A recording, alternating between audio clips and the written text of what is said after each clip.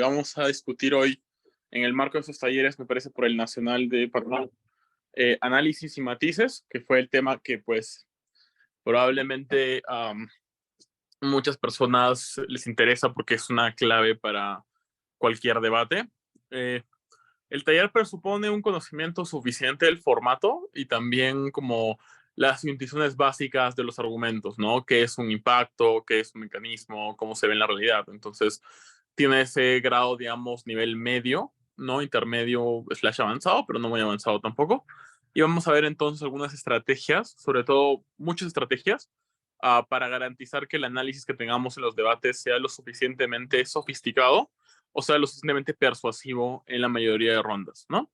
Entonces, eso es como la breve introducción. Vamos a ver algunos conceptos importantes. Son, digamos, yo diría dos grandes partes que tiene el taller. La primera parte ve el tema de análisis en general y ahí hablamos sobre cargas de prueba y luego sobre probar relaciones de causalidad. La segunda parte del taller, que va más en la parte de matices, tiene que ver un poco más sobre análisis de incentivos, análisis de creencias, caracterizaciones y todas aquellas cosas que hace que nuestro análisis pueda ser, digamos, más pues, persuasivo, intentar ser más sofisticado, ¿no? Entonces vamos a ver ambas cosas. Ya podemos pasar a la siguiente slide.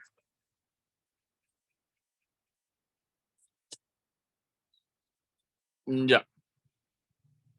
Bien, creo que algo que a veces no hacemos cuando construimos un argumento o el caso para un debate es que no identificamos bien cuáles son las cargas de prueba que tiene la ronda, ¿no? Y nuestro caso y nuestro argumento, ¿no? Creo que evidentemente la mayoría de gente probablemente ya sepa lo que es la carga de prueba o las cargas de prueba, ¿no? También está en el manual de Semude, etcétera. Pero la idea central aquí es qué cosas tienen que estar explicadas y deben ser suficientemente persuasivas para que el argumento funcione, ¿no? Entonces, para mí la alegoría que mejor funciona cuando se habla de cargas de prueba tiene que ver con una suerte de laberinto o de pasadizo, imagínense, para llegar al impacto, ¿no? O sea, el destino final es el impacto, ¿verdad? Y para llegar a eso tenemos que abrir una serie de puertas o pasar por una serie de espacios y desbloquear esas puertas, imagínense como candados, por ejemplo, para llegar a ese fin que queremos, que es el impacto, ¿no? Entonces, cuando queremos probar un argumento, hay diferentes partes del argumento, diferentes piezas que deben ser probadas también, y esas son finalmente las cargas de prueba, ¿no? Entonces, muchas veces creo que nos dedicamos un poco más a probar el caso en la generalidad, ¿no? Es decir, mira, voy a probar que esto es probable y ya, voy a decirte por qué la gente va a actuar de X manera, pero no terminamos de interactuar con todas aquellas cosas, digamos, más secundarias que tenemos que probar si queremos que nuestro argumento sea persuasivo en la ronda, ¿no? Vemos entonces que hay dos tipos de cargas de prueba. De hecho, bueno, la primera es la del caso, ¿no? O sea, un caso tiene cargas de prueba por sí solo, ¿no? Es decir, para ganar el debate tengo que probar A, B y C, ¿no? Y es un poco lo que también está en el manual de Semude, ¿no? Tenemos una carga de prueba que la moción nos exige, pero también tenemos una carga de prueba según cuál es nuestra estrategia para ganar el debate. No sé, es una moción, no sé, a ver, uh, esta cámara prefiere un mundo sin religión organizada, ¿ok? Entonces, evidentemente tengo que explicar la carga de prueba de la moción, que es que en un mundo donde no exista religión organizada, hay una serie de beneficios exclusivos o hay al menos, eh, no hay los perjuicios exclusivos que tiene la religión organizada, ¿no? Por lo tanto, esa es la carga de prueba general de la moción, del caso. Pero imagínense que luego mi caso quiere probar que la religión organizada tiene un montón de daños, sobre todo a nivel social, y afecta a ciertas poblaciones. En ese caso, entonces, probablemente el argumento que yo tengo que presentar o las caracterizaciones tienen que contribuir a esa carga de prueba, ¿no? Tengo que caracterizar la religión de tal manera en que probablemente se entienda que evidentemente afecta, digamos, socialmente a las personas y de forma negativa, ¿no? Pero eso creo yo es lo más básico y creo que es como algo que no nos cuesta tanto identificar a veces, pero creo que lo que sí a eso nos cuesta un poco más es identificar las cargas de prueba que tiene nuestro argumento, ¿no? Es decir, así como el caso en su conjunto tiene que probar cosas para ganar, también el argumento tiene que probar diferentes cosas, ¿no? Se me ocurre, por ejemplo, que en un debate razonablemente, si mi argumento, no sé, quiere probar daños a ciertos grupos, tengo que explicar nuevamente por qué es que el fenómeno de la emoción, en este caso la religión organizada, genera un tipo de daño particular que es propio, ¿no? de la religión y que afecta de forma negativa y, digamos, pues incalculable, irreversible o al menos inaceptable a cierto colectivo, ¿no? Y por eso nos oponemos a la religión organizada, ¿no? En este caso, entonces, ya no se trata solamente de probar que hay un daño exclusivo, se trata de probar por qué en cierto escenario o cierto actor existe un daño particular que es nuevamente inadmisible o que no puede, que es suficiente para no querer ese mundo, ¿no? Entonces, el argumento en su conjunto probablemente va a tener más caras de prueba, por ejemplo, entre las relaciones causales que queremos llegar a probar, ¿no? Es decir, yo quiero probar que la premisa X va a generar el impacto Y. Esa es una carga de prueba que tiene mi argumento. Pero también mi argumento puede depender de cierta caracterización, ¿no? Es decir, para que mi argumento de opresión a las minorías funcione, yo tengo que caracterizar a la religión organizada de cierta manera, ¿no? También probablemente una carga de prueba importante de cada argumento es que sea relevante, ¿no? O sea, evidentemente, de nada me sirve que yo cumpla con las cargas de plausibilidad, porque he probado que el argumento es probable, pero nunca termine de explicar la relevancia en la ronda particular, ¿no? No a nivel abstracto, sino para el debate particular, ese argumento importa por cierto motivo, ¿no? Entonces, yo creo que en general, poder identificar todas estas cosas nos puede ayudar a tener una idea mucho más clara sobre qué hay que priorizar en el análisis y cómo explicarlo para garantizar que el caso esté completo, ¿no? Entonces creo que identificar las caras de prueba es como la cosa más básica para que el análisis sea robusto, ¿no? Porque ya no se trata solamente de probar cosas por probarlas, sino probarlas sabiendo que es la clave para poder, digamos, ganar la ronda, ¿no? Ahora en la siguiente slide vamos a ver un poco más con detenimiento para entender cómo identificar las cargas de prueba y cómo reforzar el análisis a través de este ejercicio, ¿no? Justo en el siguiente slide. Ok, entonces aquí lo que vemos, y es importante, es, ahí creo que no sé, a veces como que no se quiere pasar. Ahí está, ajá, exacto. Cumplir con las cargas de prueba, ¿no? Acá hay varias cosas que podemos identificar que nos pueden ayudar a, digamos, identificar las caras de prueba y cumplirlas, ¿no? La primera y la más fácil para mí es evidenciar las palabras claves en la premisa de nuestro caso, ¿no? Yo creo que un ejercicio que nos puede servir mucho en general es, tengo un caso y yo trato de resumir la estrategia del caso en, no sé, una frase, ¿no? Una palabra, algo para que así quede claro, ok, no sé, vamos a ganar el debate probando que existe un daño particular a este grupo que es, digamos, exclusivo y es, digamos, inconmensurable, ¿no? Entonces, cuando yo tengo eso anotado, es mucho más fácil que yo pueda identificar, ok, tengo que probar primero que este daño es exclusivo, tengo que probar en segundo lugar que el daño es inconmensurable, inadmisible. Tres, tengo que probar que esto es suficiente para ganar el debate. Esas serían, por ejemplo, mis tres caras de prueba, ¿no?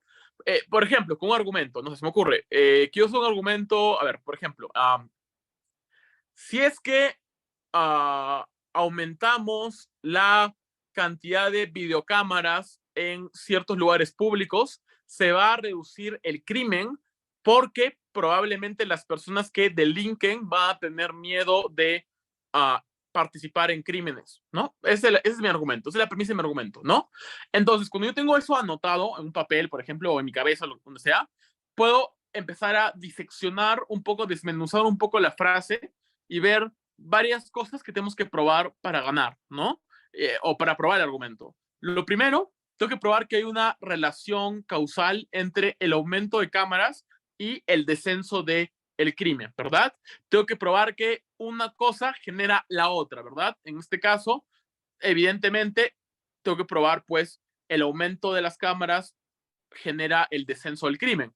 Entonces, esa parece ser, digamos, la carga general del argumento. Pero más importante es ver qué cosas necesito para probar esta relación causal. Nuevamente, yo veo la oración. El motivo por el cual va a descender el crimen es porque ahora los criminales van a tener miedo de delinquir en muchos contextos. Entonces, parece ser que la carga de prueba central es caracterizar a los criminales de tal manera que se entienda que ante la presencia de muchas videocámaras probablemente van a ceder y van a asumir el costo de no robar, ¿no? Por ejemplo, ¿no? Uno puede explicar que muchos criminales, no sé, como carteristas o, digamos, criminales no del crimen organizado, actúan en lugares públicos en buena medida porque es muy fácil evadir la responsabilidad. Porque en un momento en que yo te saco la cartera y tú te diste cuenta de eso, ya fue muy tarde. O sea, ya escapé, yo estoy en otra cuadra, yo estoy en otro lugar. Porque probablemente si yo te hago daño, pero tú por el shock no reconoces mi rostro, o simplemente no me reconoces porque nuevamente me escapé o lo que sea, es muy probable entonces que yo me salga con la mía, ¿no? Entonces, parece ser que cuando este factor de anonimato ya no existe, ya hay una mucha más mayor exposición a ser encontrado por las fuerzas del orden, es probable que yo diga, ok, no vale la pena asumir ese tipo de como labor, ser carterista, lo que sea, porque el riesgo es mucho más alto, ¿no? Entonces, nuevamente, para cumplir mi carga de prueba, tenía que explicar razonablemente que estas personas van a cambiar sus incentivos cuando se aplica la moción, ¿no? Entonces, esa forma de identificarlo es mucho más fácil cuando yo tengo la premisa muy clara, cuando la puedo ver en un papel y decir, ajá, la premisa, la palabra clave de la moción es aumento de X genera descenso de y esto se produce a través de este cambio de incentivos que está aquí reflejado, ¿no? Entonces, eso es lo primero que deberíamos identificar, ¿no? Una segunda forma de poder identificar y cumplir las cargas de prueba es preguntarse por los links causales que se establecen en el caso, ¿no? Nuevamente, o sea, yo quiero probar que existe una relación de causalidad entre un fenómeno y otro. Vamos a ver esto en la siguiente slide, igual más adelante, pero lo voy introduciendo y es que algunas veces en debate solamente probamos correlaciones o probamos que cierta cosa podría en algún escenario influenciar otra cosa. Podría ser que cuando yo ponga más cámaras, algunos criminales dejen de delinquir o reduzcan sus chances de salirse impunes. Pero eso no es igual a probar una relación causal robusta, ¿no? Es decir, ¿por qué una cantidad suficiente de casos sí va a existir un cambio y es lo que queremos llegar a probar, ¿no? Entonces, probablemente creo yo que cuando nos preguntamos un poco más qué necesita nuestro caso para que quede mucho más fuerte esta relación causal, es que podemos identificar que a dónde hay que direccionar el análisis, ¿no? Porque ya no basta con decir, mira, podría ser que algunos criminales dejen de robar, sino es, mira, hay motivos sistemáticos para pensar que es muy probable que los criminales dejen de robar, ¿no? Entonces, nuevamente aquí el análisis es diferente, ¿no? Uh, y ahí hay una cosa también importante y es analizar los links causales que se necesitan para el grado del impacto, ¿no? Esto es un punto que creo yo debe quedar también muy claro, que creo que a veces parece obvio, pero creo que a veces cuando armamos los casos no lo asumimos así. Los impactos nunca son absolutos, o sea, casi nadie prueba un impacto al 100% de casos, porque siempre hay casos anómalos, siempre se puede mitigar el impacto, ¿no? Entonces, los impactos nunca son absolutos y por lo tanto no tiene mucho sentido jugar a un todo o nada en los debates. O sea, como, mira, o van a seguir robando igual o van a dejar de robar. O sea, es absurdo que esos sean los únicos dos escenarios del debate. Es muy probable que haya una gran cantidad de escenarios, varios de los cuales pruebe que en verdad, o sea, varios de los cuales involucren a las personas robando menos.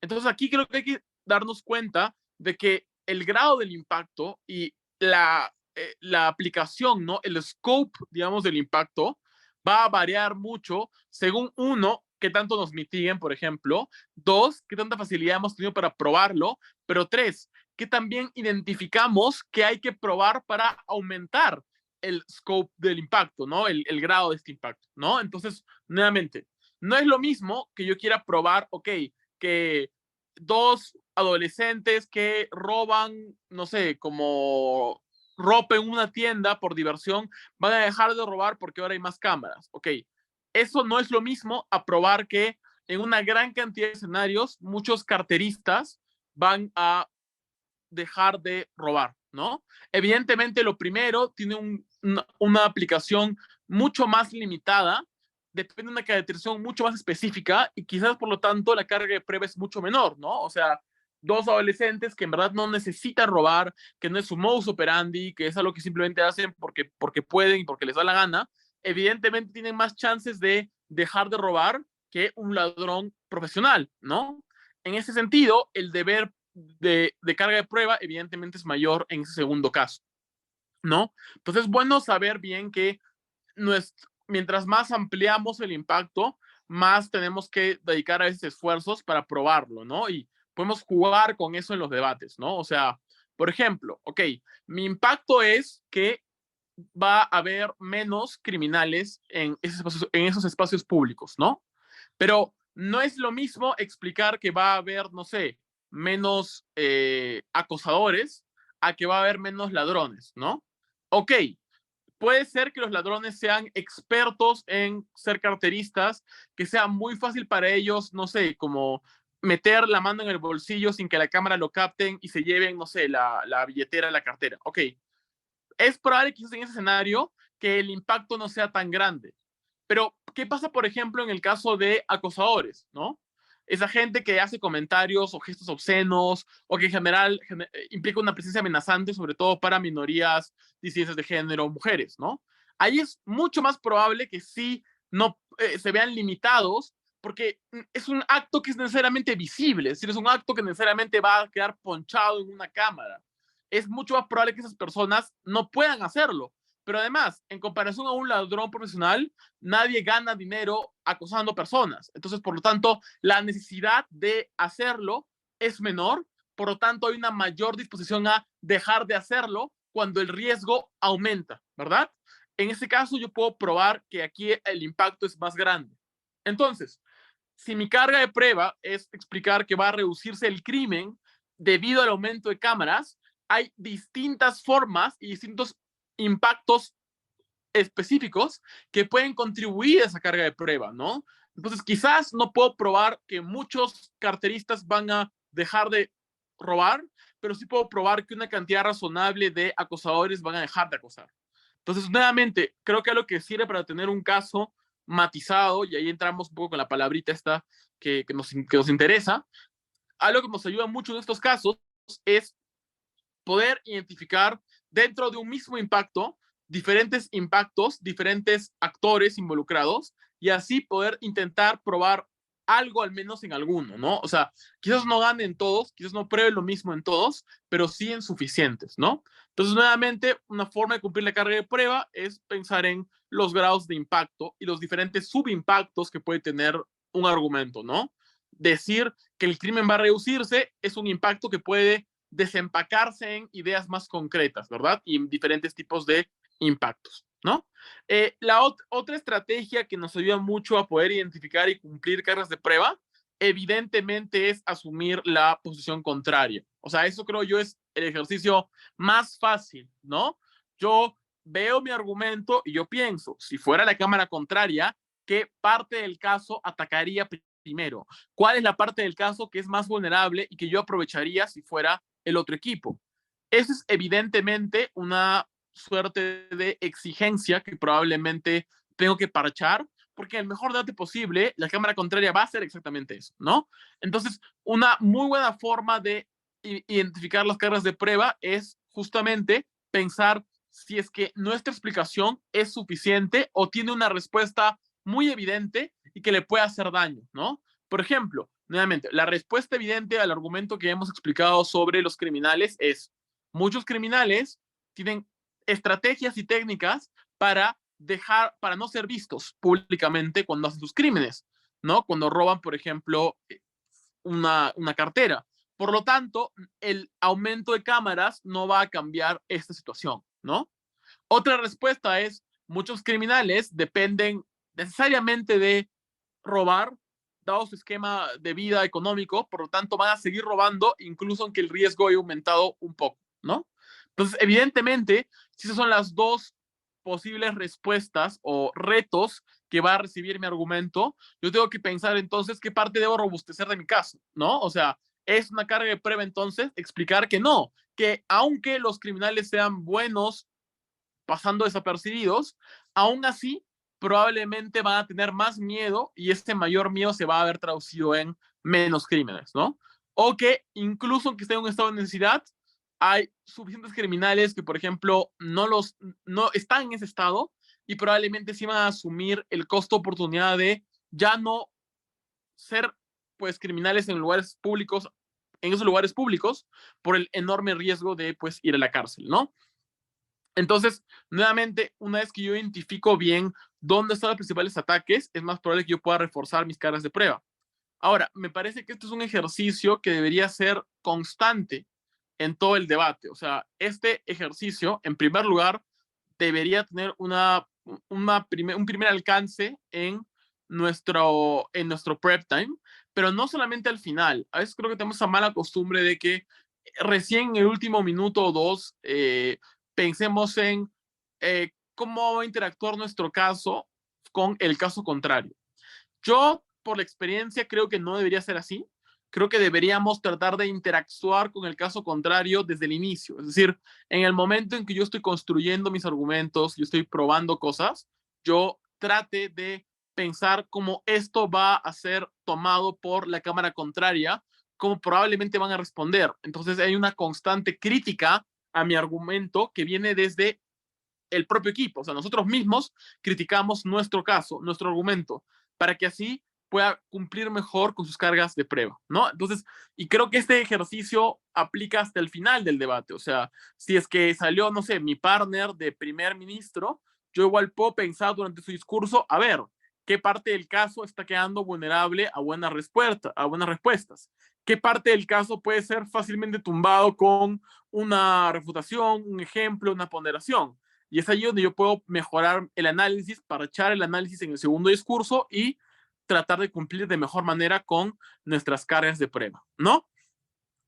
Y este ejercicio hipotético de pensar, ok, si fuera la otra cámara, ¿cómo tomaría el argumento? También puede partir de la adjudicación.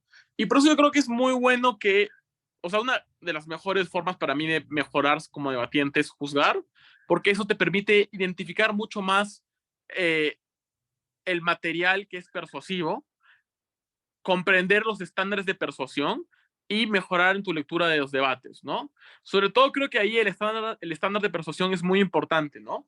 Porque va a haber argumentos que parecen en mi cabeza que son muy certeros. Ah, ok, este argumento es muy fácil de probar porque yo creo en esto, porque probablemente es un argumento que yo vi alguna vez en una clase o otro debate, porque probablemente hay buenos ejemplos que prueben mi argumento, porque me parece muy intuitivo. Pero hay veces donde la intuición o el grado de validez que tiene nuestro argumento es demasiado subjetivo y dependiente de nuestros sesgos. Y la mejor forma de cuestionar esos sesgos y combatirlos activamente es asumiendo el rol del panel. Si yo fuera el panel, si yo recibir este argumento críticamente, ¿qué pensaría de él? Y probablemente eso nos ayude a identificar cuándo el argumento está fallando. Ah, mira, yo este argumento no lo compraría del todo porque le falta esta caracterización, porque le falta este matiz, porque le falta este desarrollo de impacto, ¿ok? Creo que eso ayuda mucho a poder tener argumentos cada vez más persuasivos, ¿no? Entonces, creo que sí se requiere ese trabajo un poco de abstracción, como de separarme mi argumento y verlo aquí, ¿no? Y decir, ajá, ¿qué le falta? Pero si creemos que no podemos hacer eso, pues por algo BP tiene dos personas, ¿no? Por algo hay otra persona que pueda jugar este rol de abogado del diablo, que puede jugar un poco a criticar de más, ponerse muy quisquilloso con el argumento y de esa manera hacer que el argumento sea más sólido, ¿no? yo siempre bromeo con esto, pero en mis prep times con mi partner, pues, todo lo que conocen aquí a José Vergara, pues espero, pasa mucho eso, o sea, depende mucho de la temática y de la emoción, pero suele pasar que uno de los dos lidera más el prep time porque propone el caso, tiene más claro cuál es el caso, y lo que suele hacer el otro es ponerse muy quisquilloso y como muy criticón, pero en el buen plan, en buen sentido, ¿no? O sea, oye, pero ¿estás seguro que este impacto funciona? Oye, esto no me convence. Oye, pero nos pueden decir esto. Oye, pero si es que yo veo este argumento, no lo compraría por esto. Oye, pero falta tal cosa. Es decir, suele ser bueno poder delegar esa función, ¿no? Casi siempre hay alguien que tiene más claro el argumento porque es su área más cómoda, lo que sea, y la otra persona puede asumir un poco este rol de, oye, ¿sabes qué? Voy a ponerme a pensar si el argumento es suficientemente bueno o no, voy a ver si cumple o no con las cargas de prueba, ¿no? Me parece que ese tipo de ejercicios nos pueden ayudar en muchos de estos escenarios a efectivamente poder probar bien nuestros argumentos, ¿no? Vamos a ver ahora un ejemplo para que quede claro un poco esta primera revisión de cargas de prueba, aunque creo que primero viene lo de causalidad, no estoy seguro. A ver, vamos a ver. Podemos pasar igual a la siguiente slide.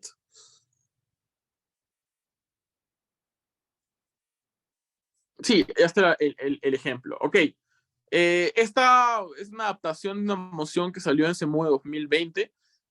Acá hay gente que creo que debatió ese CEMU, entonces, bueno, se la recuerden.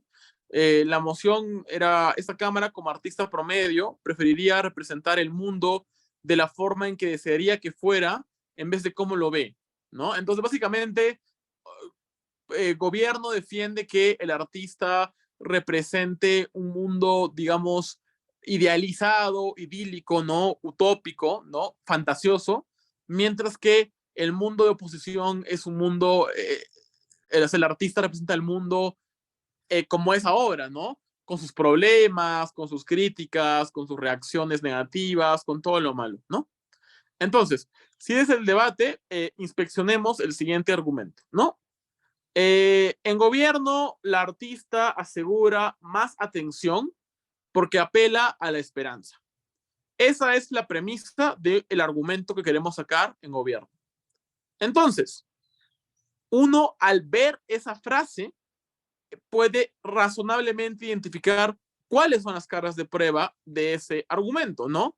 En primer lugar, hay una relación entre la esperanza y la atención, ¿no? Esa parece ser la carga más obvia, ¿no? Yo quiero probar que a mayor esperanza, más seguro es que haya atención, que haya interés del público. Entonces hay una relación causal entre la esperanza y el público, perdón, y la atención del público, ¿no? Pero parece haber incluso una segunda carga de prueba que es importante y es básicamente que la representación de gobierno genera más esperanza, ¿no? ¿Por qué? Porque la moción no te dice necesariamente que no haya esperanza en el lado de oposición.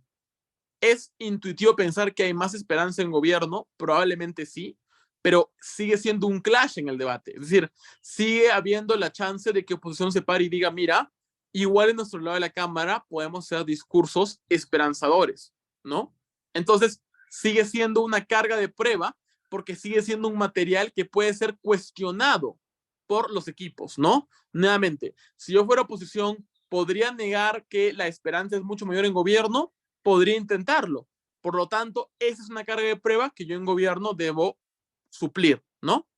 Y evidentemente hay una tercera carga de prueba de este argumento y es que esto es relevante. O sea, nuevamente, si ya probé que esta relación existe, ¿no? Que hay más atención porque hay más esperanza en el mundo de gobierno, también debería explicar como última carga de prueba por qué este argumento es suficientemente relevante para ganar la ronda, ¿no? Entonces ahí pueden ver muy claro las tres cargas de prueba que tiene el argumento, ¿no? En primer lugar, hay más esperanza en gobierno que en Oppo. En segundo lugar, la esperanza asegura más atención.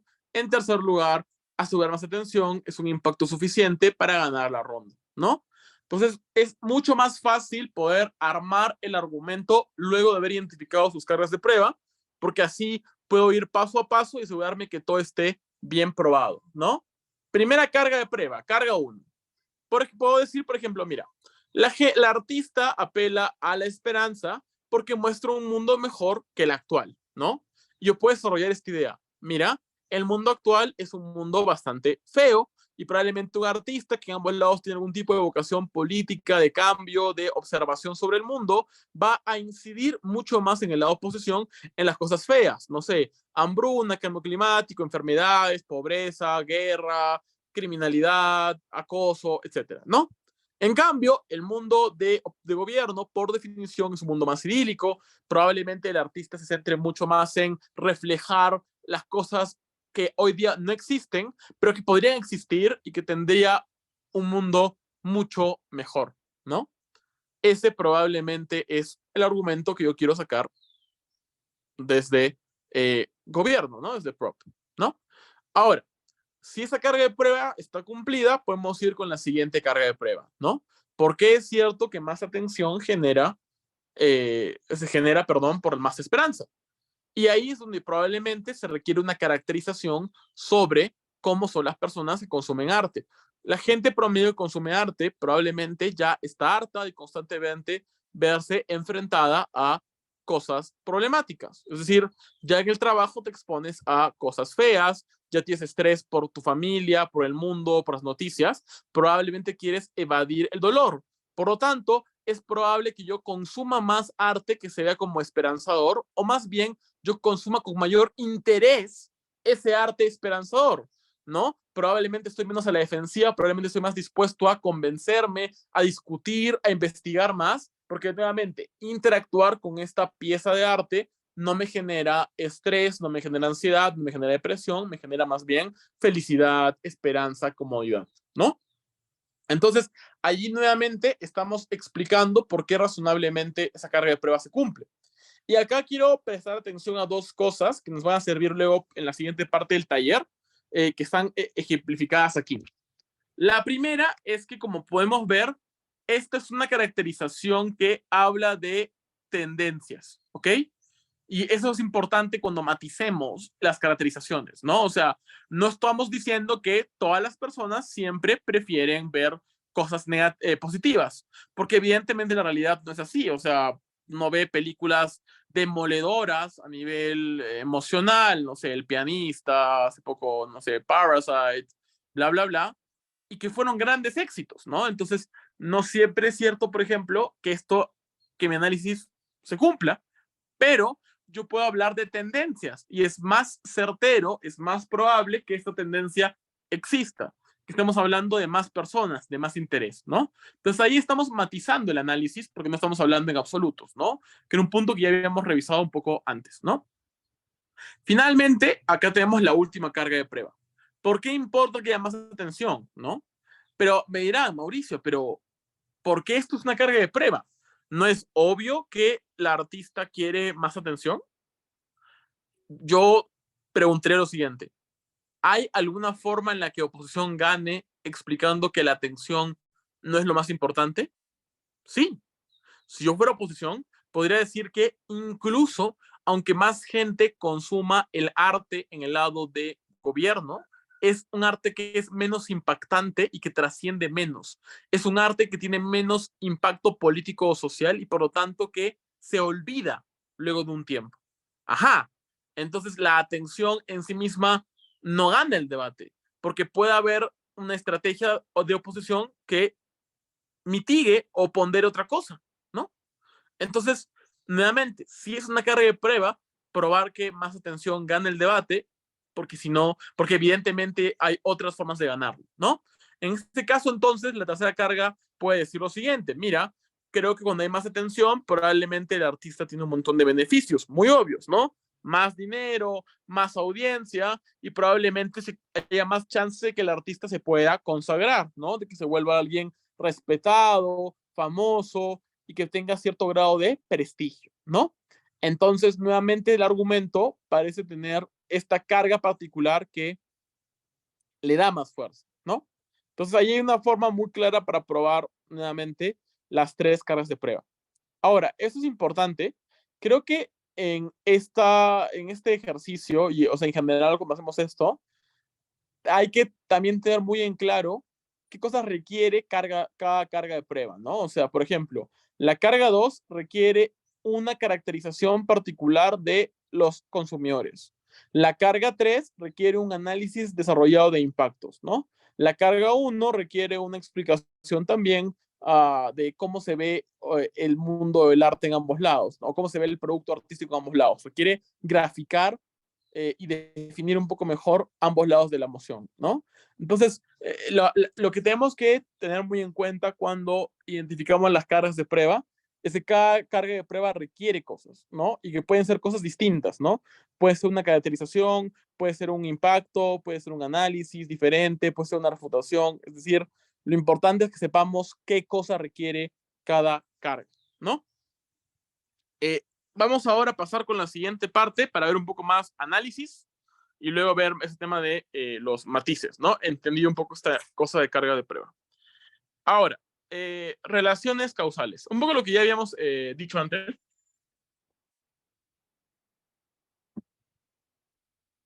Creo que muchas veces cuando intentamos probar un argumento, lo que llegamos a probar es una suerte de correlación, ¿no? Mira, en muchos casos, cuando se ha aplicado X política, ha sucedido este caso, ¿no? Por ejemplo, cuando se ha aumentado los impuestos, se ha reducido la inversión. Cuando se ha aumentado el salario mínimo, se ha reducido el empleo, ¿no? Pero creo que decir eso no es igual a probar que hay una relación causal entre ambas cosas. ¿Por qué es cierto que aumentar los impuestos va a generar menos inversión? ¿Por qué es cierto que aumentar el sueldo mínimo va a generar menos empleos? ¿No? O sea, no basta con presumir que estas correlaciones son obvias en los debates, porque evidentemente, y aplicando lo que hemos visto ahora, el equipo contrario puede decir, no, esto pasa en algunos casos, sí, pero hay otros escenarios, hay otras alternativas, hay otras explicaciones, no lo que tú estás diciendo. Entonces ahí mi relación de causalidad se ve muy frágil, porque no hay una verdadera causalidad, hay pues una correlación entre dos cosas, ¿no? Hay tendencias compartidas, hay un cierto grado de influencia, pero esa influencia no parece ser lo suficientemente profunda, ¿no? Entonces, creo que lo que importa en estos casos es pensar en formas de robustecer la relación causal, sobre todo en las premisas clave, ¿no? Y aquí hay una serie de preguntas que nos pueden ayudar a poder resolver esto un poco más, ¿no? Por ejemplo, ¿por qué es cierto que X va a llevar a Y? ¿No? O sea, ¿por qué es cierto que el desempleo se genera a través de el aumento del salario mínimo? ¿Qué requiere esta relación causal? Mira, requiere de una explicación sobre cómo probablemente las empresas suelen abaratar costos, y una forma de abaratar costos es no contratando a tanta gente, sobre todo cuando ahora el precio por trabajador ha aumentado en una gran cantidad de dinero, ¿no? Es una lógica muy clara, fácil de seguir y que evidentemente prueba que hay una relación evidente entre un fenómeno y otro, ¿no? Está muy claro entonces cuáles son los pasos, ¿no?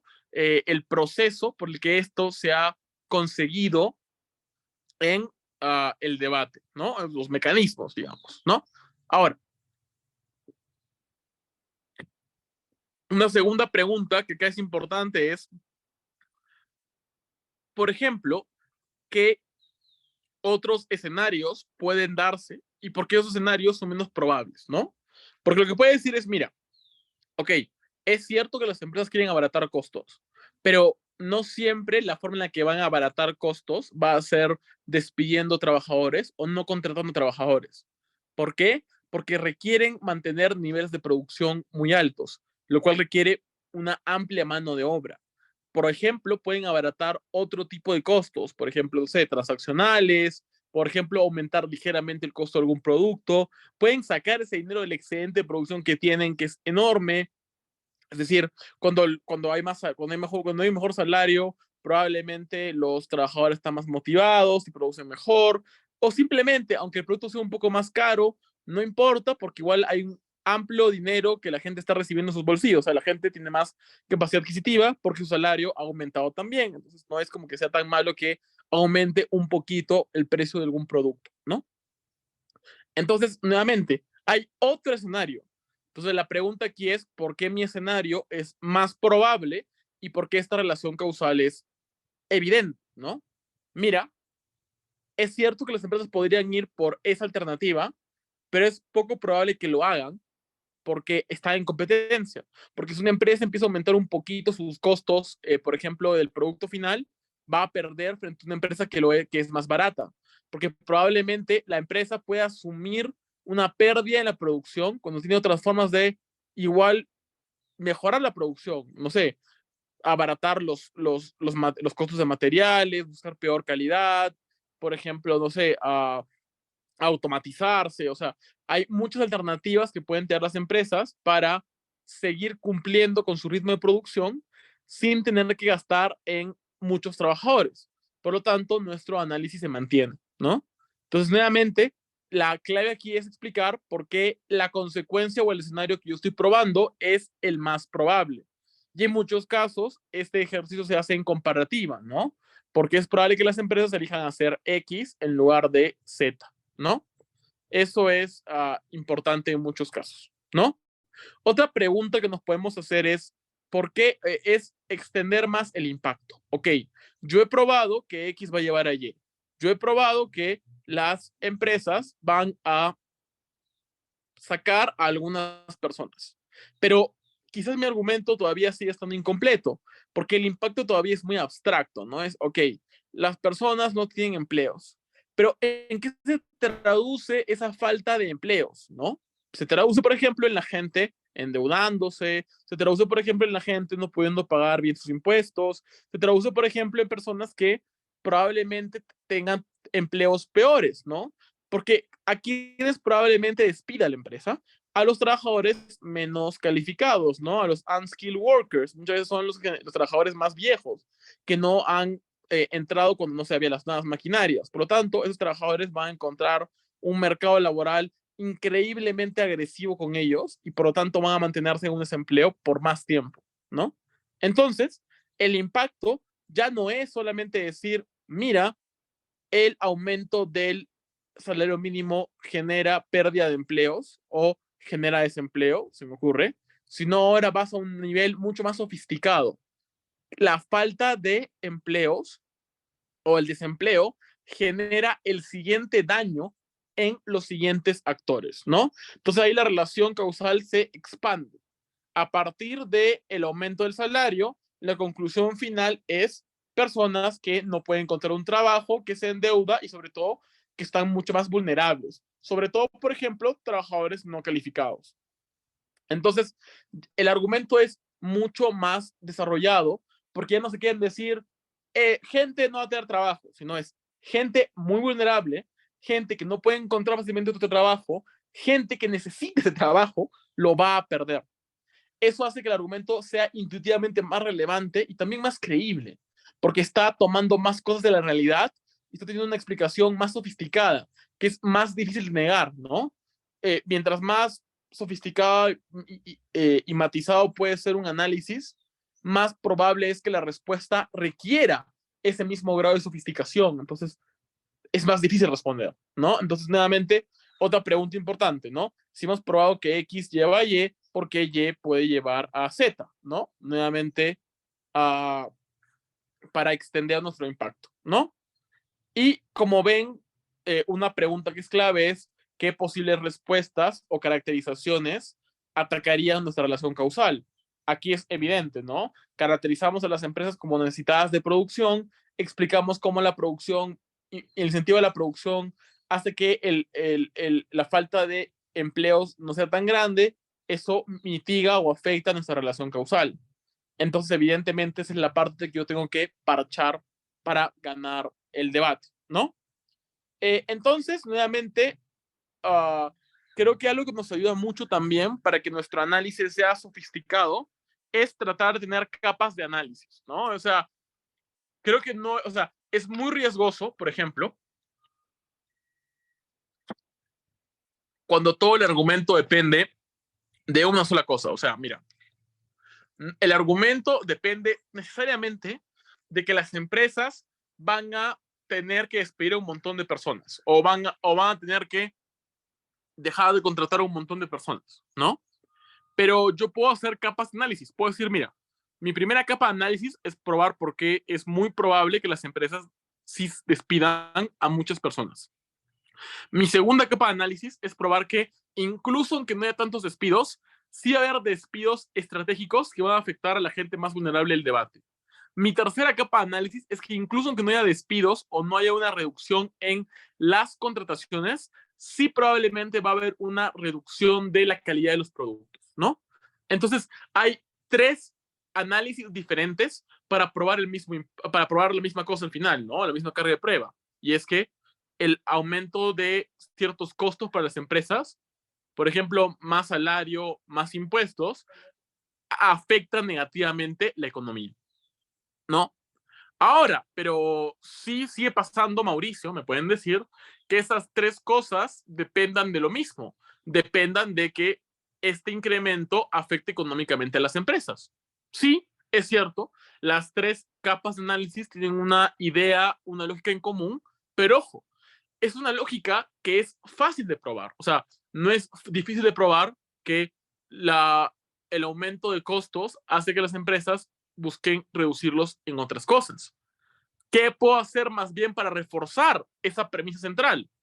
Caracterizar y explicar por qué las empresas necesitan abaratar costos. Por la presión de los accionistas, la presión, por ejemplo, de no caerse en la bolsa, por ejemplo, la necesidad de satisfacer a los dueños, lo que sea, por la competencia masiva. O sea, hay un montón de criterios para pensar que las empresas necesariamente tienen que elegir uh, una forma u otra de abaratar costos, ¿no?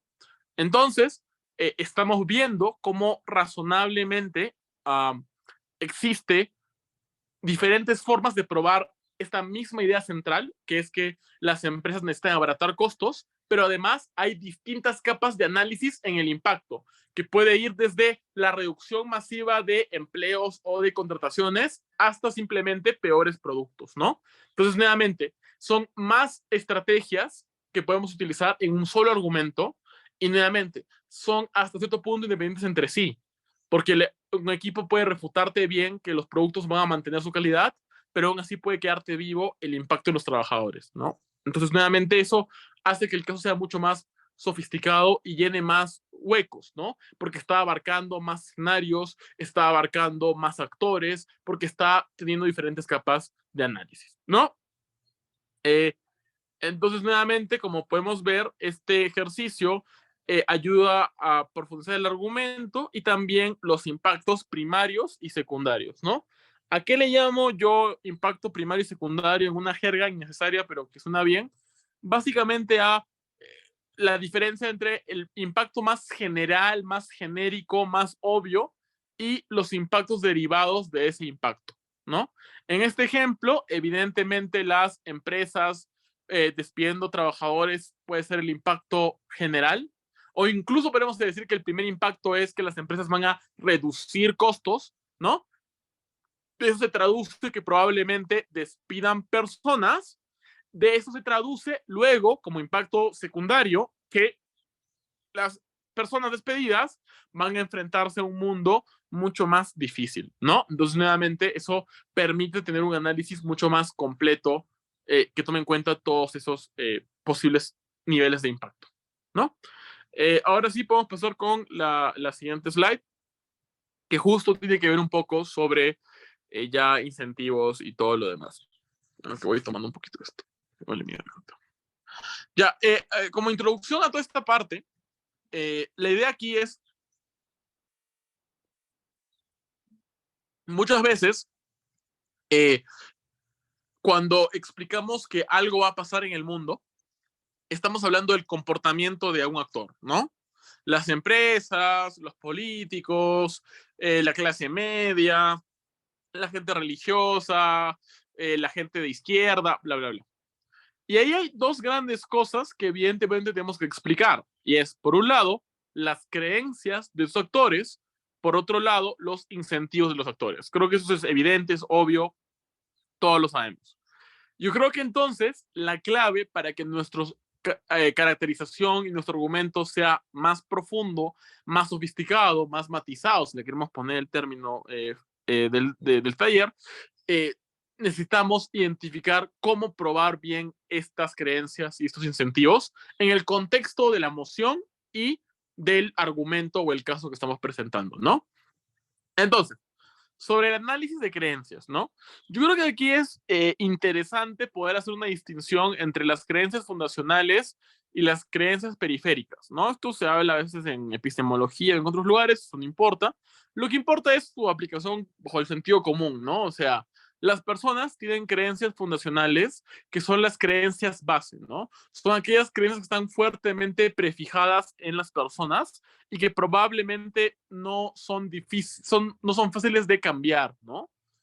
Por ejemplo, son aquellas creencias que determinan mi identidad, mi vocación política, religiosa, lo que me enseñaron de pequeño, o sea, aquello que es base en mí, ¿no? O sea, si soy religioso, mi creencia fundacional es que Dios existe, ¿no?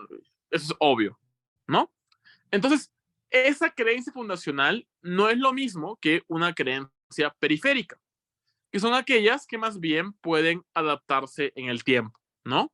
No quiere decir que desaparezcan, pero sí tienen mayor facilidad para adaptarse, ¿no? Porque no son tan fuertes, ¿no?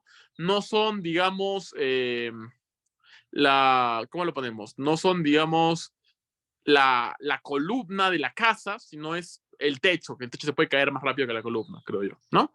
Entonces, estas creencias periféricas tienen varias características importantes, ¿no? Por un lado, pueden ser secundarias, en el sentido de que dependen de las creencias primarias, o sea, por ejemplo, de creer en Dios se sigue evidentemente que creo en un cierto sistema de valores que Dios ha creado o influenciado, por ejemplo, los mandamientos, el pecado, el don, la virtud, etcétera, ¿no? Pueden ser coyunturales, ¿no? Ok, toda mi vida he creído que la democracia es importante, pero en este contexto, dado, no sé, la candidatura de Donald Trump, creo que la democracia está en riesgo, ¿no? Esa es una creencia coyuntural que depende del momento particular, la elección en Estados Unidos, la última, ¿no? Por ejemplo, ¿no? Y también pueden ser creencias dependientes de emociones, ¿no? Por ejemplo, hoy día estoy muy asustado porque ha aumentado el crimen en mi localidad, entonces yo voy a votar por los republicanos, porque creo que los demócratas han fallado en protegerme del crimen, ¿no? Eso es algo coyuntural, por un lado, pero también es algo motivado por una emoción muy fuerte, que es el miedo, ¿no? Entonces, creo que es importante primero hacer esta distinción entre creencias, porque eso nos ayuda mucho más a probar mejor los impactos, ¿no? O sea, ok, es poco probable que si utilizamos, no sé, representaciones de personas trans en las películas, la gente va a abandonar su creencia fundacional, no sé, del binarismo de género, ¿no? O sea, es bien difícil que la generación de ahora crea que se puede ser abiertamente trans o no binario, como soy yo, porque no entra en su creencia fundacional sobre cómo es el género. Ok, pero sí podemos apelar a otras creencias que ellos tienen, ¿no? Que es las personas merecen respeto, la empatía, la tolerancia, ¿no? Incluso aunque yo no acepte totalmente esta idea de que el género es performativo y crea que el género sí es binario, aún así puedo entender y comprender por qué existen personas no binarias o personas trans, puedo aceptarlas en espacios públicos, puedo legitimar sus luchas, puedo ser tolerante con eso, ¿no? Eso, por ejemplo, analizando a un votante, digamos, que suele ir por la derecha en temas sociales, ¿no? Un conservador social, ¿no? Esa es una caracterización mucho más matizada que decir, no, todos los votantes fachos son igual de retrógrados, nos odian en ambos lados de la cámara, fin.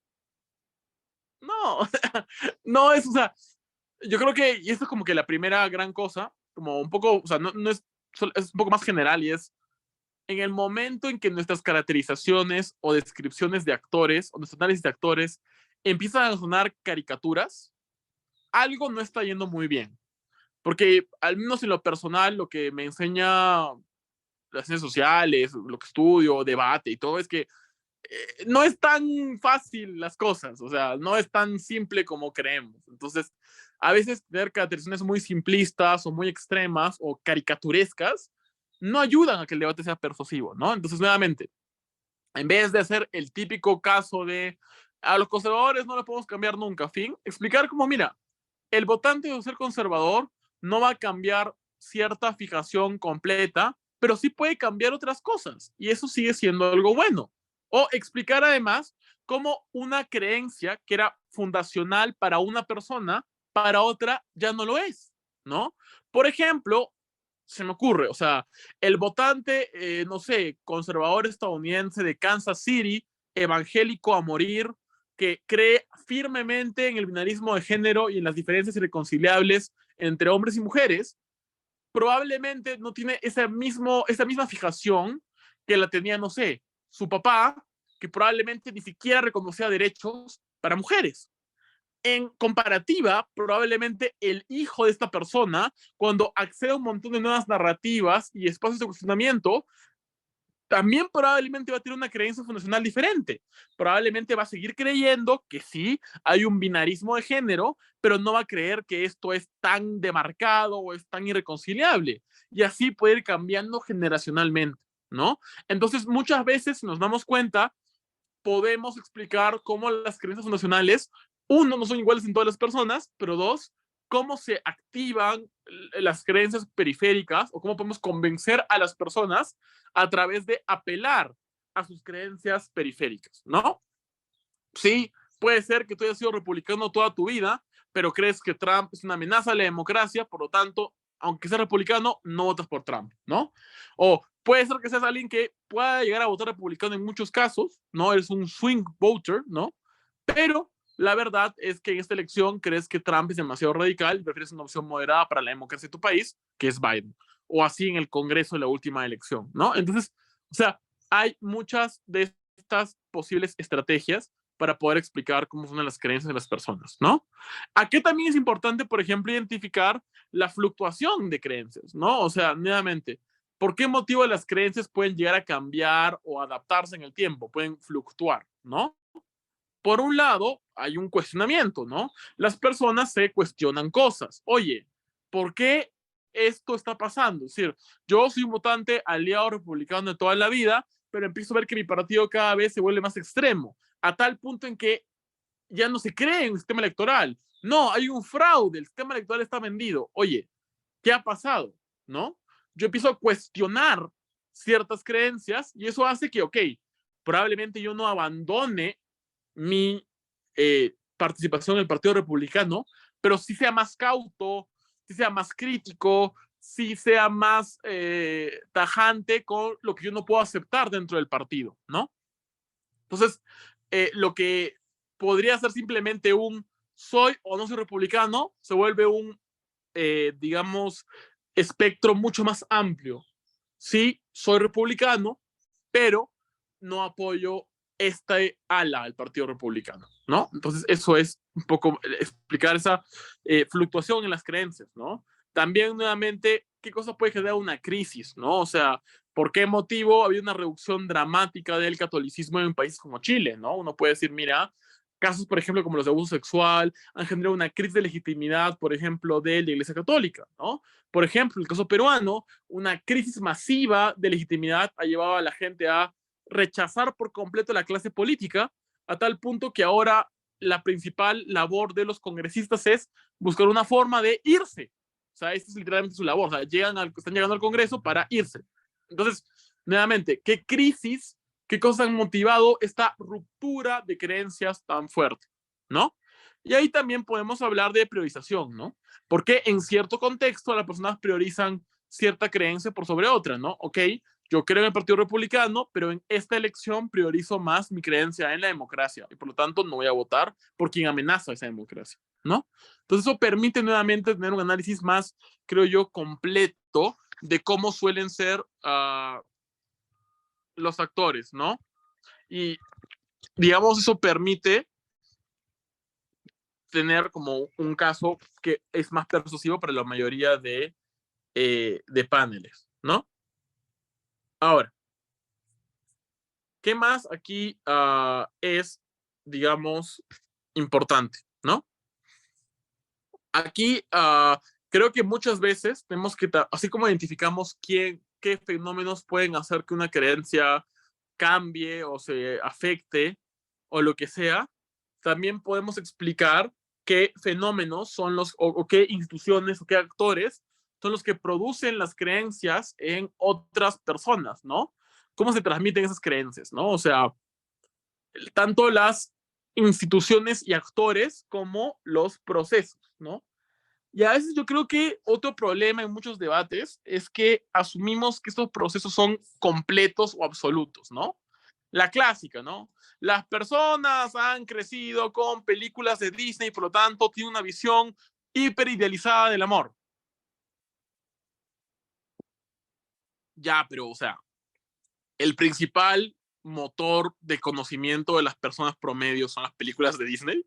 O sea, lo principal que determina cómo actúan en su día a día es lo que dijo, no sé, eh, Cenicienta hace 50 años. O sea, quizás no, ¿verdad? O sea, nuevamente, o sea, ese tipo de caracterizaciones absolutas o demasiado in extremis suenan un poco persuasivas. Es diferente decir, mira, hay una cantidad razonable de influencia de la cultura popular y otros agentes que idealizan el amor romántico y es probable que las personas prefieran elegir esto. ¿Por qué? Porque es más bonito.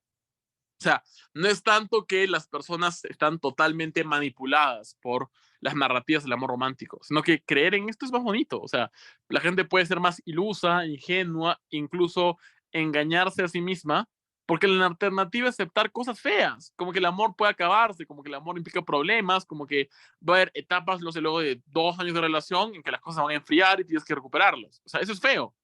Entonces la gente prefiere elegir la parte bonita. Entonces, nuevamente, la gente elige creer en lo que cree por una cantidad razonable de procesos distintos entre sí.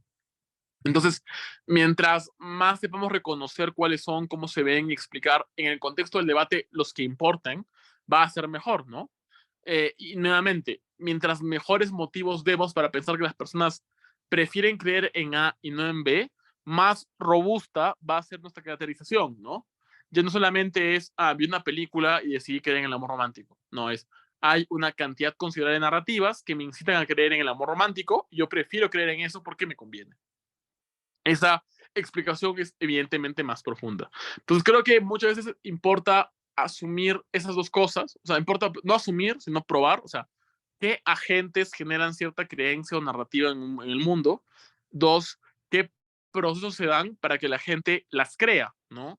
Se genera enseñanza, adoctrinamiento, recompensa, castigo, normalización, miedo, o sea, hay varios tipos de procesos que generan que una creencia se afiance o no en el mundo. Y eso es evidentemente la carga que tenemos que resolver en este tipo de debates, ¿no? Podemos ir ahora con la siguiente slide, que tiene que ver con el análisis de incentivos, un poco para complementar lo que hemos estado viendo, ¿no? Entonces, lo primero sobre análisis de incentivos parte un poco por lo mismo, ¿no? O sea, igual que con o sea, la gente tiene creencias, la gente tiene incentivos para hacer ciertas cosas, eso motiva sus acciones, ¿no? Eso es evidente, pero creo que eso es bueno tratar de diferenciar entre incentivos para poder aplicar el matiz, ¿no? Primero, incentivos generales, ¿no? Para mí los incentivos generales son aquellos que se mantienen en la mayoría de escenarios. O sea, un poco parecido a las creencias fundacionales, son aquellos incentivos que la gente tiene siempre. O sea, o son muy generales, ¿no? Por ejemplo, el incentivo de todas las personas es a sobrevivir, uno, obvio, a ser felices, tiene sentido, a tener una mejor economía, sí, claro, a tener una buena relación con su familia y sus amigos, con su pareja, sí. O sea, son aquellos incentivos súper básicos y súper generales que casi todo el mundo tiene y que son fuertes en todas las personas, ¿no? En mayor o menor medida, ¿no? En comparativa, tenemos más bien los incentivos más específicos, ¿no? Que son aquellos que más bien dependen de un proceso en particular, ¿no? O sea, no sé, si yo soy abogado, tengo incentivos a ganar juicios. Si yo soy futbolista, tengo incentivos a meter goles, ¿no? O sea, obvio, ¿no? Y esto es importante porque a veces creo que nos quedamos solamente con los primeros, o sea, ¿no? Las personas tienen incentivos a buscar pareja y por lo tanto en ambos lados las personas, no sé, creen en el amor romántico, ya. Pero el incentivo a buscar pareja no es el único incentivo que existe. ¿Qué pasa con los incentivos de las personas, sobre todo de la gente que está aspirando a una pareja, o sea, la gente joven? ¿Qué incentivos tiene la gente joven? Mira, tienen incentivos a tener una carrera, tienen incentivos a entrar a la universidad, a conseguir dinero, a conseguir un buen trabajo, una casa propia, independizarse de sus padres, bla, bla, bla. O sea, hay una serie de incentivos más específicos que estas personas tienen, más allá del incentivo general de quiero tener una pareja en mi vida, ¿no? Entonces, claro, si en mi análisis solamente cuento la primera parte y no la segunda, el caso va a perder persuasión, porque probablemente lo que se diga contrariamente es la gente no va a buscar una pareja de forma irracional o hiperidealizada porque tienen en cuenta otros criterios y otros factores para tomar su decisión, ¿no? Entonces, me parece que eso ayuda mucho más a poder entender por qué evidentemente las personas si eligen una acción u otra, ¿no? Poder diferenciar entre los incentivos. Y nuevamente, en el caso particular de este actor, hay estos incentivos que son más fuertes, ¿no? Y eso es nuevamente otra de las claves para tener un análisis más matizado y es tener muy claro de qué actor estamos hablando. O sea, no es lo mismo, nuevamente, hablar de las personas, hablar de las mujeres, a de las mujeres de clase media, las mujeres de clase media de Panamá. O sea, es evidente que los incentivos van a cambiar según el grado de especificidad del actor de que estemos hablando, ¿no? Entonces, eso ayuda mucho en los debates a que nuestro caso sea más persuasivo cuando sabemos bien de quién estamos hablando y qué incentivos específicos tienen, ¿no? De ahí tenemos los incentivos fijos en el tiempo, ¿no? Que son aquellos que nuevamente, parecidos a los generales, no, o sea, obviamente van a variar o fluctuar, pero se mantienen razonablemente estables durante toda tu vida. Como básicamente ser feliz, o sea, da igual si tienes 15 o tienes 80 años, quieres ser feliz, ¿no? Probablemente da igual si tienes 20 o tienes 80 años, igual quieres estar sano, ¿no? Entonces, son incentivos que en el tiempo no van a cambiar. Por otro lado, tengo incentivos coyunturales, ¿no? Que son aquellos que probablemente son mucho más propicios de la coyuntura, ¿ok? Hoy día no puedo ser feliz porque tengo que trabajar doble turno porque si no, no llego a fin de mes. Hoy día no puedo ser sano porque me da ganas de comer porquería, o sea, me antojé de comer un McDonald's. O sea, nuevamente, la coyuntura motiva a otros incentivos que pueden ser incluso contradictorios y suelen ser contradictorios con varios incentivos, digamos, más estables en el tiempo, fijos en el tiempo, ¿no? Y acá podemos hacer varias combinaciones, ¿no? Puede haber incentivos generales, pero que se potencian cuando son coyunturales, ¿no? Por ejemplo, mi incentivo a tener dinero aumenta sobre todo en un contexto donde yo tengo una familia o aumenta sobre todo cuando hay una crisis económica, ¿no? Mi incentivo a cuidar mi salud aumenta sobre todo cuando yo me hago más viejito. Entonces, nuevamente, poder jugar con estas cosas nos permite nuevamente identificar qué es lo que los actores priorizan en el debate, no solamente para ganar un actor, sino para que en cualquier moción podamos decir, oye, este impacto es probable porque los actores van a priorizar este incentivo y por lo tanto se van a comportar de esta manera, ¿no? Las empresas van a priorizar este incentivo y por lo tanto van a actuar de esta manera, ¿no? Entonces, ese es el análisis que queremos llegar a cumplir, con el que queremos llegar, perdón, a cumplir en el debate, ¿no? Y ahí es muy importante reconocer también que hay diferentes agentes que nos presionan, ¿no? Entonces, nuevamente, aquí siempre es bueno hablar de la presión externa e interna, ¿no? O sea, la presión interna que yo tengo, por ejemplo, de mí mismo para priorizar un incentivo por sobre otro. Pero también la presión externa, por ejemplo, de las instituciones, ¿no? El mercado, mi lugar de trabajo, el gobierno, el sistema político, bla, bla, bla, ¿no? Y finalmente aquí hablamos de los agentes de influencia, que son aquellos actores que influencian en mi comportamiento, ¿no? ¿Quiénes son esas personas, no? Mis papás, mis amigos, mi pareja, mi jefe, mi profesor, ¿no? Muchas veces, por ejemplo, me parece que hay un problema, por ejemplo, las emociones de amor, ¿no? O sea, no, es que las personas entran en relaciones idealizadas y no saben cómo salir porque tienen miedo de que pierden a su media naranja. Entonces, a veces para mí siento que este argumento presupone que las personas viven en una suerte de capullo permanente y nunca interactúan con nadie más que no sea su pareja. O sea, como no tienen amigos con los que hablan sus problemas de pareja, no tienen a sus papás con los que les cuentan cosas, o sea, sí, ¿no? Y ¿qué le dicen? O sea, si yo siento que esta persona tiene un montón de red flags, pero yo no las veo, probablemente alguien más objetivo que yo, que es un agente de influencia en mí, como mis amigos, mis papás me van a decir, oye, esta persona es un idiota, es un celópata, te hace sentir mal, es una red flag andante, déjalo. O sea, nuevamente, o sea, creo que hay que reconocer que constantemente recibimos influencias de muchos agentes diferentes y a veces los debates asumimos que solamente lo que debatimos es lo que está influenciando al actor en ese momento, ¿no? O sea, la narrativa, el fenómeno, lo que lamentamos, y eso creo que nuevamente hace que los debates sean mucho menos nuanced, mucho menos matizados, porque presumimos que la gente actúa por un solo impulso, y eso evidentemente es falso. Entonces, nuevamente, reconocer los diferentes tipos de agentes de influencia nos puede ayudar, pero también cuál es su grado de influencia, ¿no? Para seguir eh, siendo como más específicos todavía, ¿no? O sea, en este contexto, ¿quién me va a convencer más? ¿Mi papá o mi pareja? Probablemente mi pareja porque sabe cómo, no sé, convencerme, porque me ve la intimidad, me conoce ahora, yo no vivo con mis papás hace 20 años, por lo tanto, ellos no saben bien cómo convencerme igual, ¿no? O al revés, mis papás me conocen de toda la vida, probablemente son mucho más honestos y francos, porque nuestra relación nunca se va a acabar. Mi relación con mi pareja se puede acabar si yo me lo con ella. Con los papás es mucho más difícil, por lo tanto son más honestos porque tienen menos miedo de que yo me enoje con ellos, sobre todo porque es una relación también de jerarquía, ¿no? Entonces, nuevamente, eh, este tipo de explicaciones nos pueden ayudar también para entender qué tan fuerte es el grado de influencia que tiene un agente dentro de un debate, ¿no? Y cómo evidentemente eso va a traducir luego en los impactos. Vamos con la segunda parte de análisis de incentivos. Yo les prometo igual que no queda mucho, por si están ya hartos de escucharme, pero para, digamos, cerrar un poco con todo lo que hayamos propuesto al inicio, ¿no?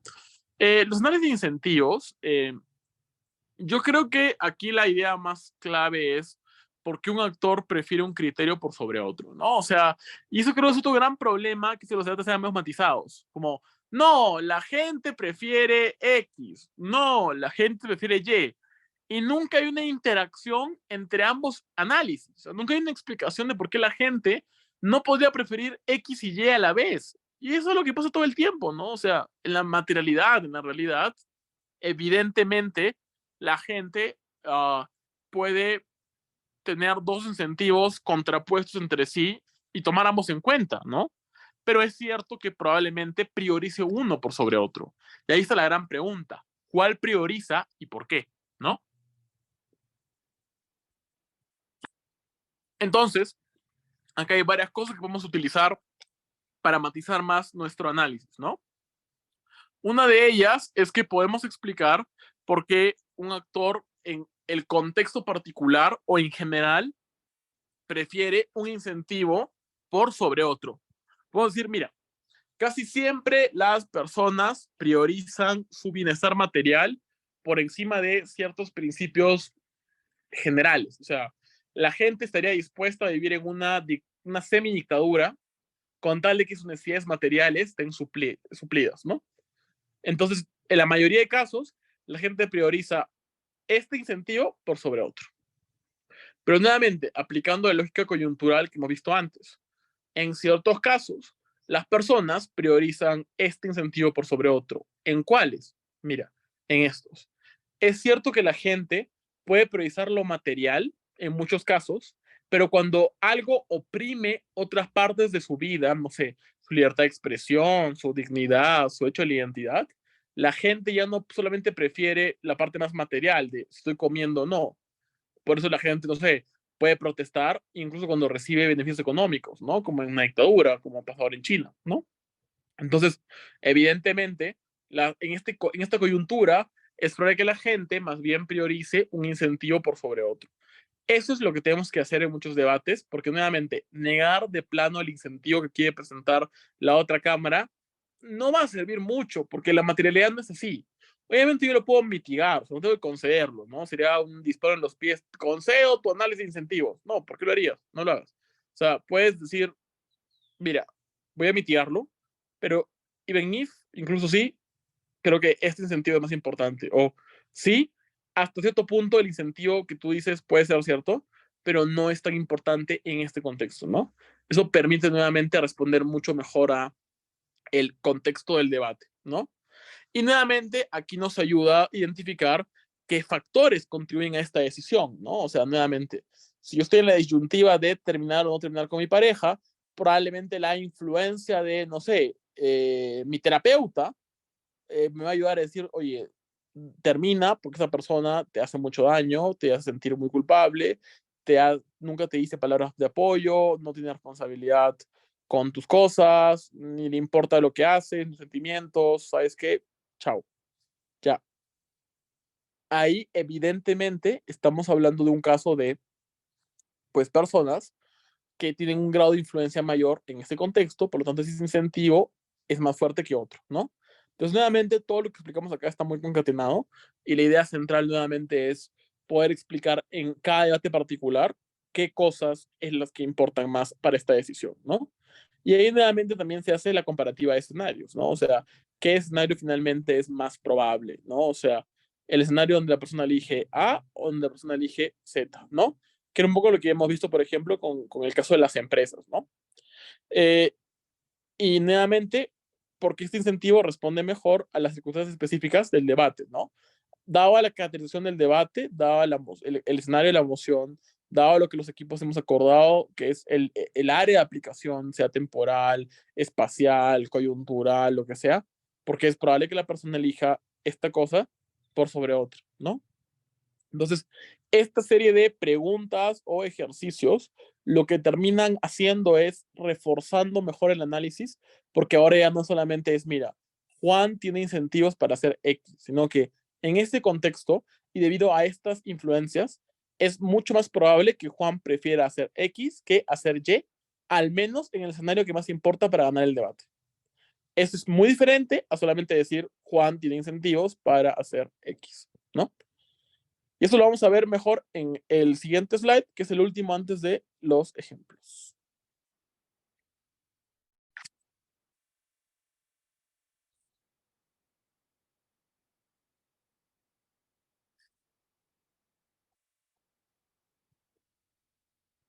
Ya.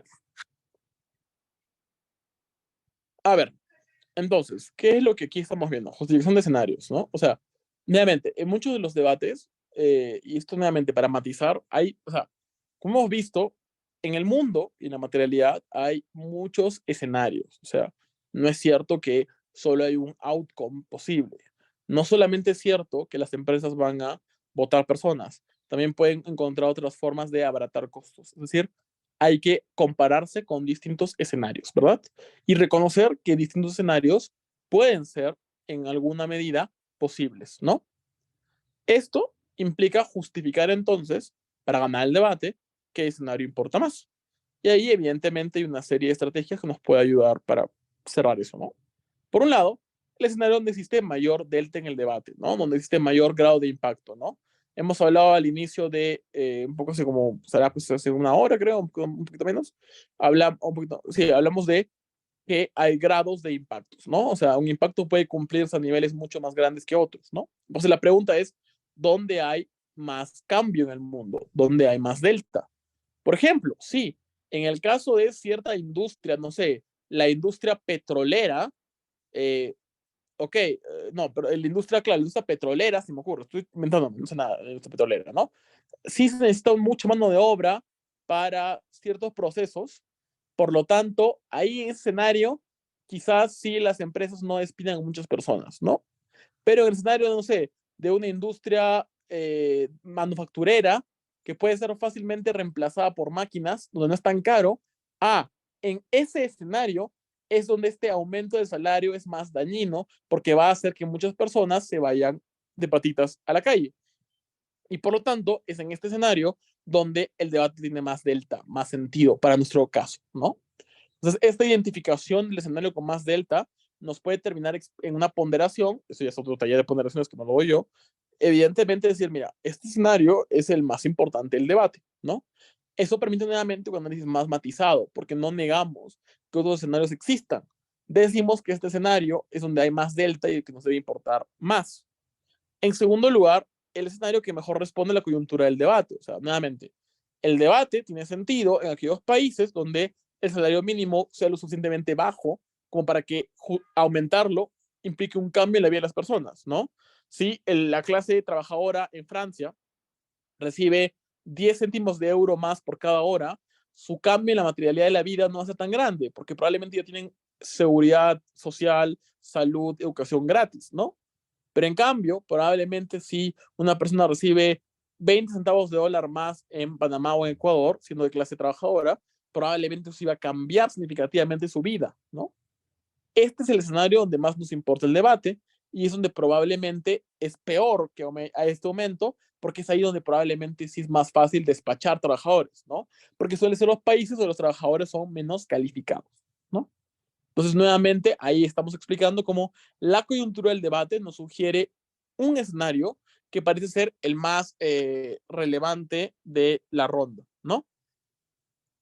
Y eso es como algo que nos puede ayudar. Ay, perdón, tengo un poco de flema. Ya, nos puede ayudar a poder ponderar mejor ese escenario, ¿no? Frente a otros en el debate. Ahora, siguiente idea importante aquí es uh, el más evidente, ¿no? ¿Cuál es el escenario más probable, más certero, ¿no? Nuevamente, este escenario se prueba en la medida en que identificamos las relaciones de causalidad y explicamos por qué en nuestro lado de la cámara es más probable que haya una causalidad que en el lado contrario, ¿no? Luego, por ejemplo, el escenario en el que los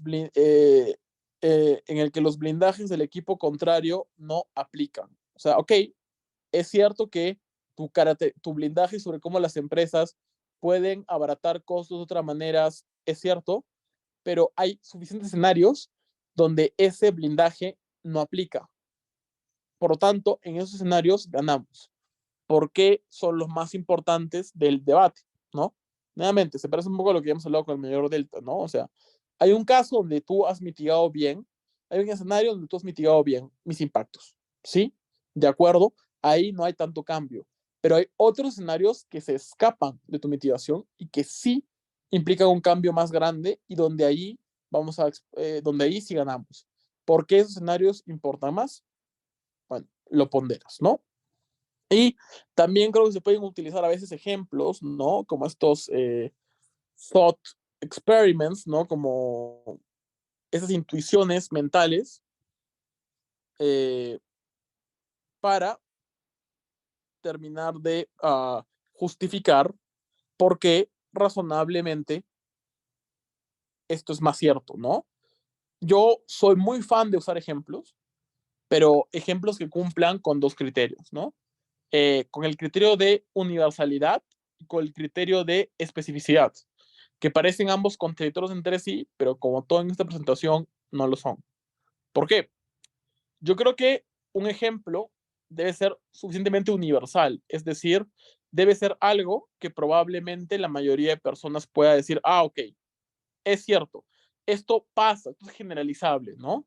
Como decir, mira, en Estados Unidos pasa X cosa o ha pasado esto sistemáticamente, ok, pero también debe ser específico para entender su relación con la emoción, ¿no? Si yo digo, mira, la emoción nuevamente es, esta cámara considera que el sector, que los países de América Latina deberían aumentar el salario mínimo. Ok, yo digo, mira, cuando el salario mínimo se aplicó en países europeos, hubo este problema. Ok, el ejemplo es universal o generalizable porque habla de una tendencia y puede ser lo que toda la gente conoce, ¿sí? Pero si no guarda suficiente relación con el escenario que estamos debatiendo, si no queda claro por qué las condiciones en las que sucedió esto son iguales a las condiciones específicas de América Latina, ahí estoy en problemas, porque este ejemplo no está ilustrando el caso particular que yo tengo que defender. Entonces, nuevamente, los ejemplos tienen que tener ambas cosas, ¿no? Tienen que llegar a ser generalizables, o no pueden ser una anomalía, no puede ser algo que pasa una vez y ya, sino que es algo que tiene que verse como una tendencia o apoyar una tendencia, pero además tienen que igual responder las, a lo que la emoción pide, ¿no? A the specifics de la emoción, ¿no? Entonces, creo que ambas cosas como que sí pueden ayudar a que el argumento esté más parchado. O sea, yo sí apoyo mucho el uso de ejemplos, jamás para sustituir el análisis, casi siempre para darle más fuerza, ¿no? Como una intuition pump, ¿no? Esto pasó en A, B, C, D, E casos, por A, B, C, D motivos, ¿no? Entonces se refuerzan y se complementan ambas cosas. Vamos a cerrar la última cosa, la última slide viendo un ejemplo.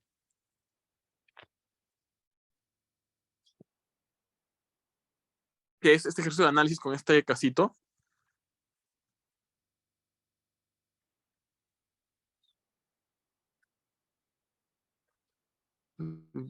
Ya, ya lo vi. Ok, me sale la batería. Ya. Ya, sí, tiene función de batería, así que sí lo hacemos.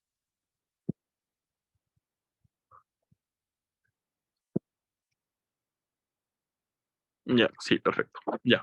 Entonces, creo que es importante ver acá algunas de las cosas que hemos estado explicando en el taller, ¿no? O sea, la premisa es la siguiente. Prohibir la venta de armas reducirá la cantidad de tiroteos y accidentes, ¿no? Imagínense que la moción es this house will ban assaulting weapons, o esta cámara como prohibiría todo tipo de armas al público, a los civiles, ¿no? Algo así. Entonces, ese es el argumento que queremos defender, ¿no? Entonces, nuevamente, si vemos la carga de prueba, tenemos que explicar que debido a esta prohibición se va a reducir la cantidad de tiroteos y accidentes, ¿no? Pero esa es la primera carga de prueba. La segunda carga, evidentemente, es por qué los escenarios en donde hay tiroteos y accidentes se pueden impedir exclusivamente o de mejor manera cuando se prohíben las armas, ¿no? Porque si es que las cámaras contrarias prueban que en verdad se puede evitar los accidentes con otro mecanismo, estoy frito, ¿no? Entonces, ahí hay una segunda carga de prueba, ¿no? Y creo que evidentemente, porque esto es importante, es obvio, es evitar que gente muera, no tengo que darle mucha importancia, ¿no? Entonces, por ejemplo, razonamiento 1, miren, muchas de las personas involucradas en tiroteos y accidentes acceden a armas legales.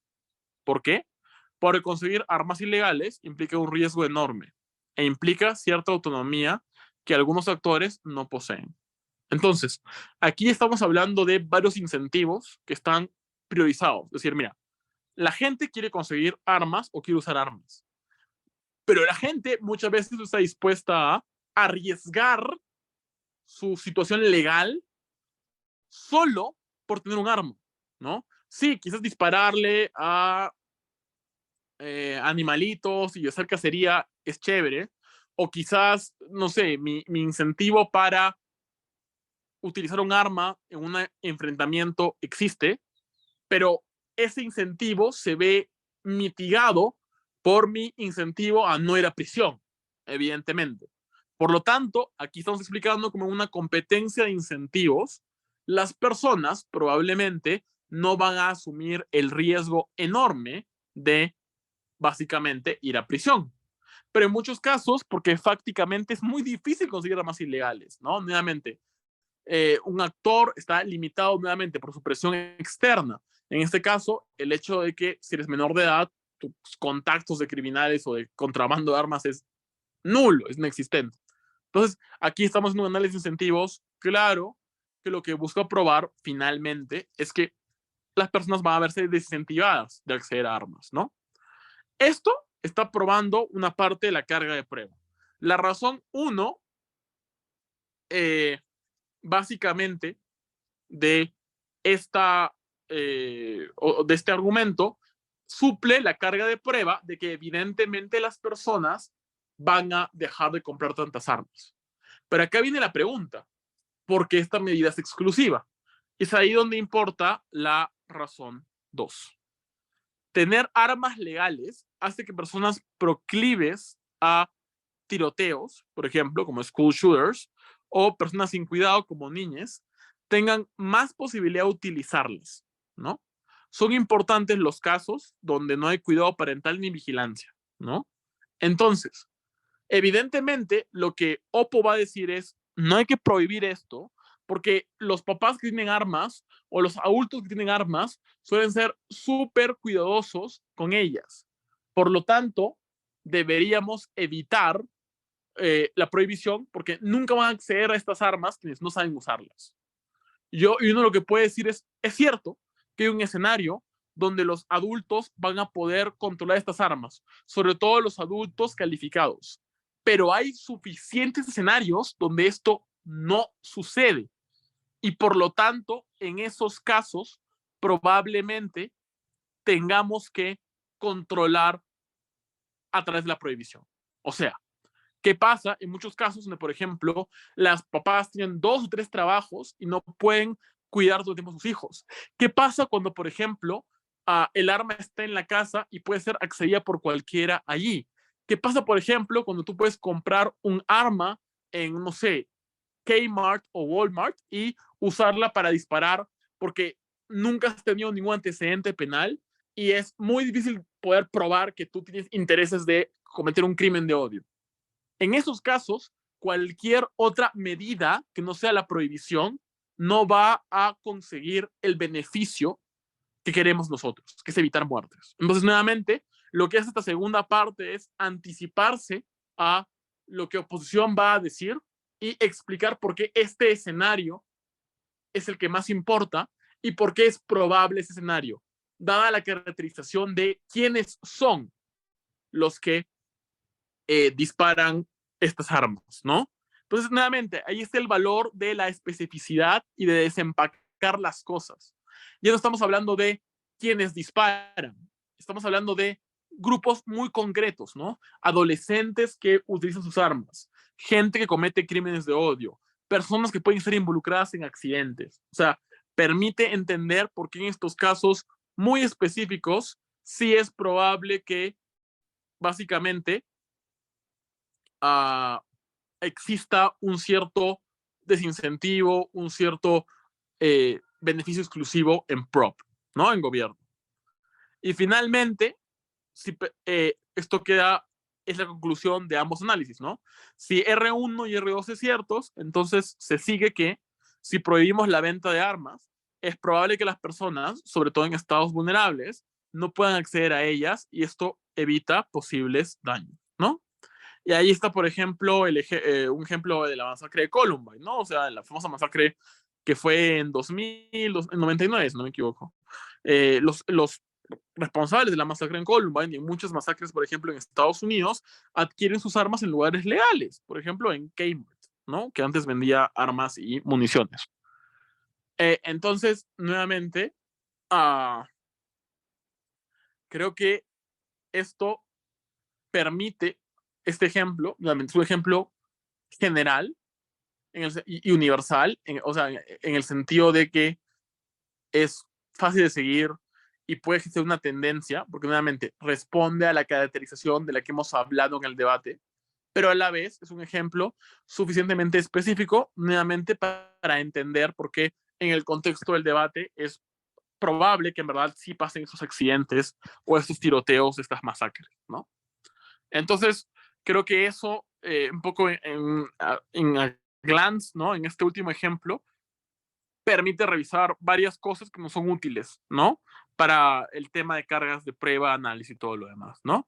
Vemos uno, que podemos llegar a cumplir con nuestras cargas de prueba cuando identificamos cuáles son y por qué son importantes de probar. Dos, cómo queremos probar relaciones causales y explicar por qué son muy probables y por qué es el escenario más probable además, tomando en cuenta los otros posibles escenarios. Vemos aquí también la identificación de creencias e incentivos que nos permiten a su vez identificar qué incentivo responde mejor en este contexto, ¿no? Aquí evidentemente vemos un incentivo, por ejemplo, emocional de usar un arma, el incentivo, por ejemplo, general a no ir a la cárcel, etcétera. Cómo esto genera escenarios que ponderamos en el debate porque son los más probables, porque son los que tienen más delta. Y finalmente, cómo el uso, por ejemplo, de caracterizaciones más específicas, más matizadas y evidentemente ejemplos, nos permite hacer un análisis que es más concreto, más cercano a la realidad y por lo tanto más persuasivo, ¿no? Entonces, eso sí, un poco, creo yo, el resumen de todas aquellas cosas que permiten que el análisis sea más matizado, más sofisticado y que un debate pueda ser más rico, y eso evidentemente nos acerca a ganar el debate o a hacer un buen caso, que es, creo yo, las dos cosas que más queremos en cualquier ronda. Así que tomarlas en cuenta y aplicarlas nos pueden ayudar. No resuelven nada, nunca hay fórmulas mágicas para analizar bien un argumento. Y todo esto igual es muy dependiente del tipo de emoción, del tipo de caso y todo. Pero sí creo que son esas pautas generales que nos pueden ayudar a que los casos sean más, pues, persuasivos, ¿no? Bien,